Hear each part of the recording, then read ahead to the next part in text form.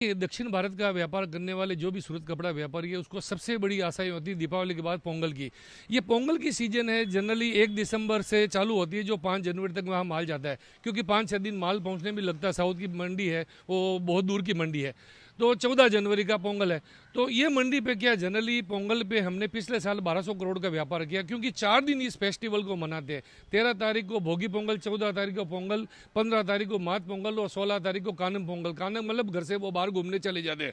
तो ये 4 दिन की जो मेन सीजन होती है, चारों दिन अच्छे कपड़े, नए कपड़े पहनते हैं तो हमारा व्यापार अच्छा होता है। इसमें जनरली हल्की रेंज आती है, 200 रुपये से 500 रुपये की रेंज आती है।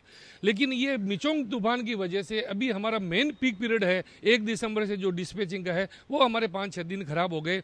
और आने वाले टाइम में अगर बारिश नहीं रुकती है तो हमें काफ़ी नुकसान हो सकता है। फिलहाल तो हमें अभी 10 से 15% का नुकसान हुआ है। अब बारिश रुक जाए तो अच्छी बात है, अगर बारिश नहीं रुकती है तो इसका असर हमें 20 से 25% का असर सूरत कपड़ा मंडी के व्यापारियों को उठाना पड़ेगा। लेकिन अभी हम वेट करें, बाहर से व्यापारी भी नहीं आ रहा है, हम भी माल भेजने से परहेज कर रहे हैं। और रही बात दीपावली का जो माल गया, वो कई जो व्यापारी है उनको एक बहाना मिल जाता है पेमेंट नहीं भेजने का।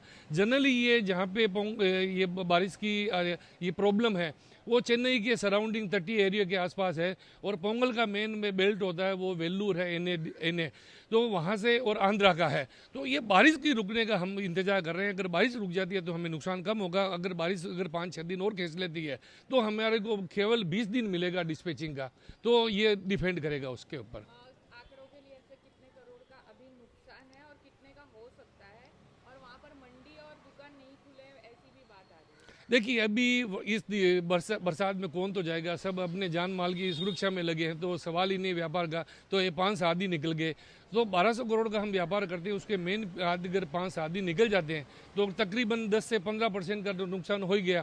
अगर बारिश फिर भी अगर रुकती नहीं, अगर 5-6 दिन और रहती है तो 25% नुकसान होने का मतलब 250 करोड़ के आसपास का नुकसान सूरत कपड़ा मंडी को उठाना पड़ सकता है। वहाँ मंडी मतलब बंद हो गई है, पानी भर गया है। नहीं, यहाँ जहाँ पे बारिश है, जहाँ पे मिचोंग का कहर है, वो मंडियों पे ज़्यादा असर है। बाकी जहाँ पे बारिश नहीं, कहर नहीं है, वो मंडियाँ सुचारू रूप से चालू है। लेकिन ये भी सराउंडिंग पूरा एवरेज अगर देखने जावे तो 10 से 15% बहुत मायना रखता है सूरत कपड़ा मंडी के लिए। अगर व्यापार 1200 करोड़ की जगह 1000 करोड़ का होता है तो 200 करोड़ का इफेक्ट सूरत कपड़ा व्यापारियों को भुगतना पड़ेगा। अगर बारिश नहीं रुकती है तो थोड़ा और ज़्यादा असर होता है, तो ये असर सूरत कपड़ा मंडी के व्यापारियों को भुगतना और पड़ेगा। यहाँ से माल किस तरह भेजा जाता है?